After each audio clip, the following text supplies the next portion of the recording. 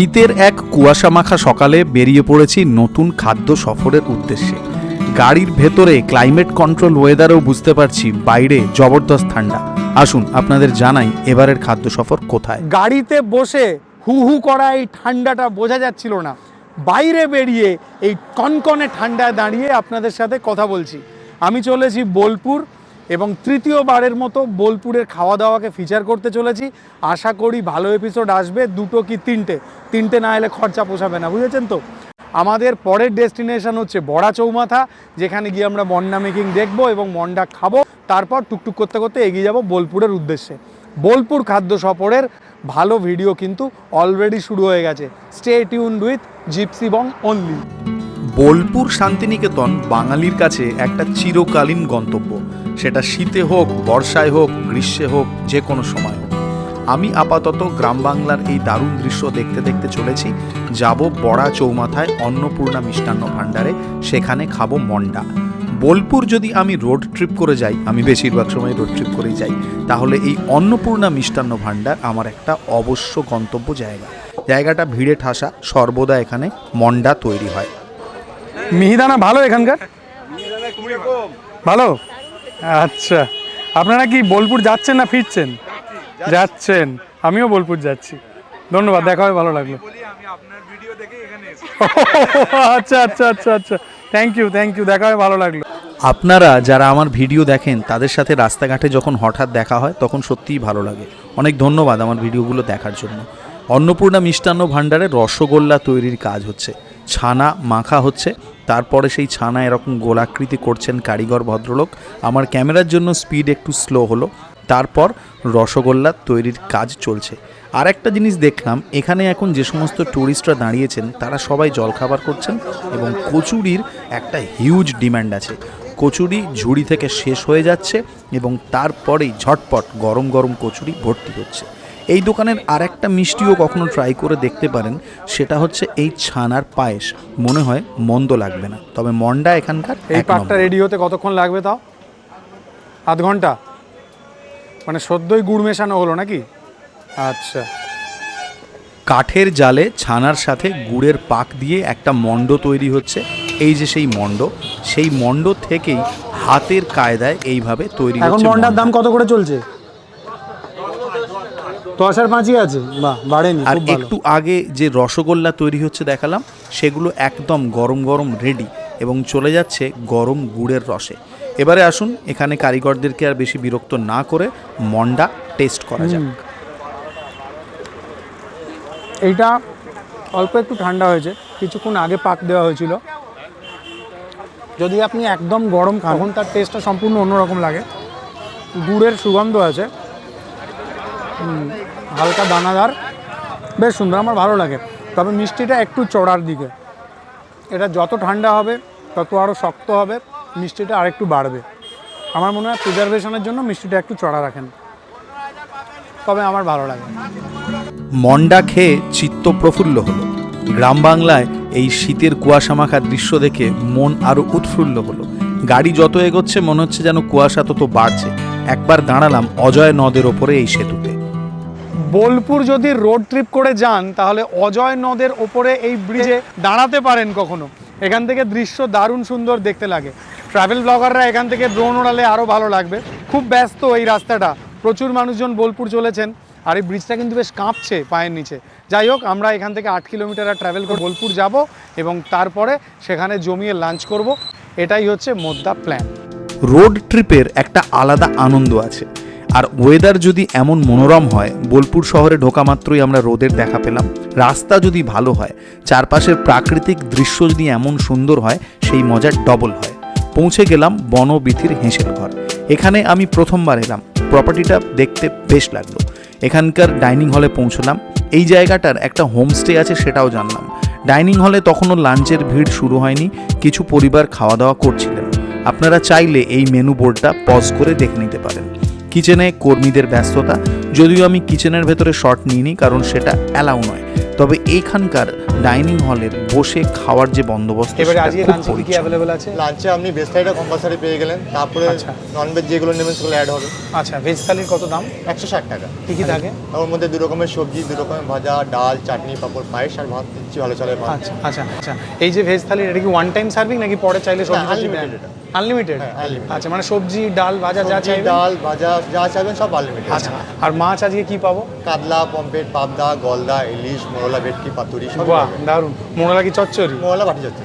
আচ্ছা, আর কাতলা আর কি দই কাতলা নাকি? দই কাতলা হবে, কাতলা কালিয়া হবে, রুই পোস্ত কোনটা ভালো হবে? রুই পোস্ত আপনি ভালো যেটা হবে? প্রেফার করুন সেটাই ভালো। সবই রুই পোস্ত খাই। ভালো হবে? একদম। তাহলে একটা রুই পোস্ত করুন। হ্যাঁ। আর দেশি মুরগি হবে তো? হ্যাঁ, দেশি মুরগি হবে। কয় পিস থাকে? 2 পিস থাকে, স্ট্যান্ডার্ড পিস থাকে। আচ্ছা, 2 পিসের কত দাম? 250 টাকা। আর আমাদের কাতলা? কাতলা কাতলা 100 না, রুই পোস্ত রুই পোস্ত 150 টাকা। 150 টাকা। আর কাতলাটা? কাতলা 100 টাকা। আপনার 100। আপনি রুই পোস্তই করুন আর পোস্তর বড়া করবেন। পোস্ত বড় একটা, আমাদের একটা ভেজ থালি এখন করুন, আর একটা শুটের পরে আছে। হবে। আর দেশি মুরগি দেশি মুরগি একটা। হ্যাঁ। আর কি, আর তো আর একটা ভেজ থালি যখন হবে তখন আমরা বলে দেবো। ভেজ থালি ছাড়া কেউ যদি এমনি শুধু ভাত ডাল নিতে চায় সেটা আরেকটা ভেজ নেই, থালিটাই আমাদের হয়। ভেজ থালিটা যেহেতু এটা আমাদের আনলিমিটেড, সেজন্য ওটা আমরা ভেজ থালিটা বুঝতে পেরেছি, আনলিমিটেডে ব্যাপারটা সুবিধে। ঠিক আছে, আপনি ওইটাই করুন আপাতত। ঠিক আছে। 10 মিনিটের মধ্যে খাবার পরিবেশন হলো।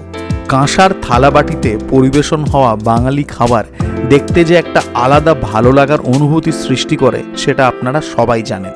আর এই খাবারগুলো দেখে মনে হচ্ছিল ভালোই হবে। 160 টাকায় একটা আনলিমিটেড ভেজ থালি আছে, যার মধ্যে ভাত আছে, মুগের ডাল আছে, শুক্তো আছে, মোচার ঘন্ট আছে, 2 রকমের ভাজা আছে, একটা ইয়াব বড় বেগুন ভাজা আছে এবং তার সাথে শিম ভাজা আছে, শেষ পাতে চাটনি আছে, পাঁপড় আছে এবং চালের পায়েস আছে নলেন গুড়ের। তার সাথে আমি অর্ডার করেছি পোস্ত বড়া, 1 প্লেটে 2 পিস থাকে, রুই পোস্ত 1 প্লেটে একটাই থাকে এবং দেশি মুরগির ঝোল যেটা 1 প্লেটে 2 পিস। থালিটার মধ্যে যতগুলো আইটেম আছে সেইটা কিন্তু আমার মনে হচ্ছে প্রাইসটাকে জাস্টিফাই করছে, যেহেতু থালিটা আনলিমিটেড, তবে শেয়ারেবল নয়।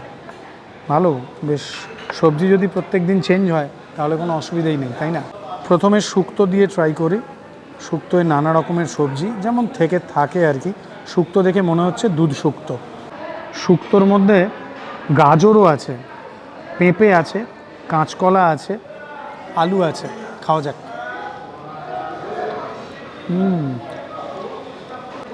হালকা সর্ষে বাটা আছে মেবি, এবং রাঁধুনি ফোড়নের সুগন্ধ। শুক্তোটা খেতে বেশ ভালো। বাড়ির স্বাদের শুক্তো আর অনুষ্ঠান বাড়ির স্বাদের শুক্তো এর মাঝামাঝি জায়গায় এই শুক্তোটা দাঁড়িয়ে। তেঁতোটা বেশ ব্যালেন্স আছে। মুগের ডাল আছে, মোটামুটি ঘন মুগের ডাল বলা যেতে পারে। শিম ভাজা আছে, তার সাথে বেগুন ভাজা আছে, পাঁপড় ভাজাও আছে। ডালটা আমি যতটা ফ্লেভারফুল এক্সপেক্ট করেছিলাম ওরকম লাগেনি আমার। শিম ভাজার তো স্বাদ বলার কিছু নেই, তবে ডালটা আরেকটু ফ্লেভারফুল আমি এক্সপেক্ট করেছিলাম। মানে একটু ঘিয়ের সুগন্ধ, একটু জিরের যে ফোড়ন দেওয়া হয় সেই সুগন্ধ, সেইটা নেই। ডালটা ডিসেন্ট। বড় সাইজের একটা বেগুন ভাজা আছে। আহা, বেগুন ভাজা ডাল। ডালটা আরেকটু ভালো হতেই পারত। 1 প্লেটে 2 পিস পোস্তর বড়া আছে। পোস্তর বড়ার মধ্যে কাঁচা লঙ্কা এবং পেঁয়াজ দেখা যাচ্ছে।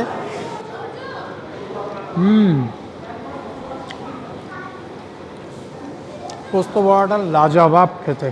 এই পোস্তর বড়াটা আমাকে আমার বাড়ির স্বাদ মনে করিয়ে দিচ্ছে। সুন্দর পোস্তর স্বাদ, যেটা আপলিফ্ট হয়েছে পেঁয়াজ এবং কাঁচা লঙ্কা দেওয়ার ফলে। হালকা একটু কাঁচা লঙ্কার ফ্লেভার আছে, পেঁয়াজ আছে, তার ক্রাঞ্চ আছে, পোস্তর নিজস্ব স্বাদ গন্ধ ফাটাফাটি। এটা একদম বাপি বাড়িয়া একেবারে।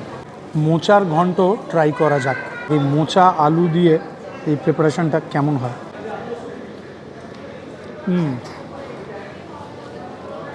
এটাও ডিসেন্ট টেস্ট আমার মনে হয়েছে মোচার ঘন্টটা। আলু আছে, মোচা আছে, হালকা জিরের ফোড়ন আছে। এটায় ছোলা অথবা নারকেল দিলে আরও উপাদেয় হতো বলে আমার ব্যক্তিগতভাবে ধারণা। ডিসেন্ট টেস্ট মনে হয়েছে আমার। নিরামিষ সবজি থালিতে আজকে শুক্তো এবং মোচার ঘন্ট ছিল, যার মধ্যে শুক্তোটা সত্যিই ভালো, মোচার ঘন্টটা ডিসেন্ট, ডালটাও ডিসেন্ট। তবে পোস্তর বড়া যেটা আমি আলাদা করে নিয়েছি সেইটা ফাটাফাটি খেতে ছিল। এখনও পর্যন্ত এই হচ্ছে ফলাফল। রুই পোস্ত ট্রাই করা যাক। গ্রেভি বেশ ঘন, সর্ষের তেল ওপরে ছেড়ে এসেছে বোঝা যাচ্ছে, কালো জিরে আছে। রুই মাছের পেটি বেশ পাকা সাইজের, মানে বেশ বড় সাইজের মাছ ছিল এটা, পাকা রুই, বেশ ফ্লেশি মাছ। একদম ঠিক যেটা বলেছিলাম, সর্ষের তেল আছে, তার সুন্দর ফ্লেভার আছে, তার সাথে কালো জিরের মিশেল এটাকে নেক্সট লেভেলে নিয়ে গেছে, সুন্দর। সর্ষের তেলের যে ঝাঁঝটা সেটা একদম ব্যালেন্স। মাছও ভালো, মাছের স্বাদ আছে, পাকা রুই ছিল, বড় রুই, ফ্লেশি মাছ, অতিরিক্ত ভাজা নয়, এর থেকে বোঝা যায় যে মাছটা ফ্রেশ। ভালো লেগেছে আমার, রুই পোস্তটা বেশ খেতে। খাসির মাংস বলিনি আজকে বলেছি দেশি মুরগি। এনারা বলেছিলেন 2 পিস আছে, কিন্তু আমি তো এখানে 2 পিসের বেশিই দেখছি। দেশি মুরগি 2 পিস থাকে, তো এখানে আজকে আমাকে ওরা একটু কেটে দিয়েছে, আমি সেটাই অবাক হলাম। আর একবার খাবো। হালকা একটু নোনতা মনে হয়েছে আমার, ঝোলে গরম মশলার স্বাদ আছে, হালকা উষ্ণ ফ্লেভার আছে গরম মশলার, ডিসেন্ট। উইথ স্কিন মুরগি আছে, একদম জেনুইন দেশি এটা, মানে এটা কোনো কক বা কোনো সোনালি ওই ধরনের মুরগি নয় বলেই মনে হচ্ছে।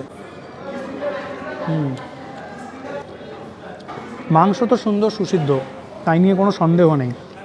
ঝোলের স্বাদটা আরও ভালো এক্সপেক্টেড ছিল। মুরগির মাংসের কোয়ালিটি নিয়ে কোনো কথা হবে না, মাংস সুন্দর সিদ্ধ হয়েছে, মাংসের কোয়ালিটিও খুব ভালো, এই যে স্কিন আছে তার থেকে একটা সুন্দর ফ্যাটি ব্যাপার আছে, সব ঠিক আছে। মুরগির ঝোলটার মধ্যে আর একটু রিচনেস, আর একটু ফ্লেভার্স আমি এক্সপেক্ট করেছিলাম।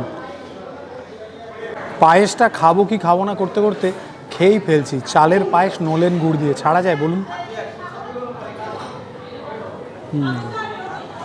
পায়েসটা ভালো খেতে, মিষ্টিটা একটু ওপরের দিকে, তবে ভালো খেতে। বনবীথির হেঁসেল ঘরের উল্টো দিকে একটা জঙ্গল আছে, আর আমরা যখন খাওয়া শেষ করছি বনবীথিতে তখন ভোরে ভোরে মানুষজন আসছে। আমার আজকের এক্সপিরিয়েন্স যদি বলি তাহলে বারবারই বলবো রুই পোস্তটা আমার খুব ভালো লেগেছে, পোস্তর বড়াটা দুর্দান্ত ছিল, শুক্তোটাও ভালো ছিল।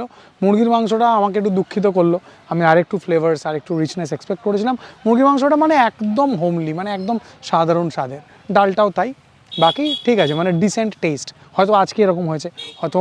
হ্যাঁ, পোস্তর বড়াটা খুবই ভালো ছিল, পোস্তর বড়াটা খুবই ভালো ছিল, মানে রুই পোস্ত পোস্তর বড়া দুটোই দুর্দান্ত ছিল। এবারে আমরা যাব আমাদের হোটেলের দিকে, হোটেল পরের এপিসোডে দেখাবো।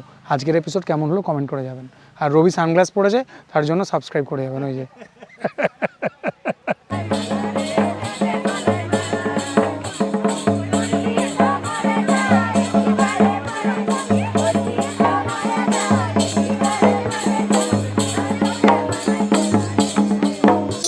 যেমন চিটে ঘুরে পিঁপড়ে পড়লে, ও যেমন চিটে ঘুরে পিঁপড়ে পড়লে, ও পিঁপড়ে নড়তে চড়তে পারে না, গোলে মালে গোলে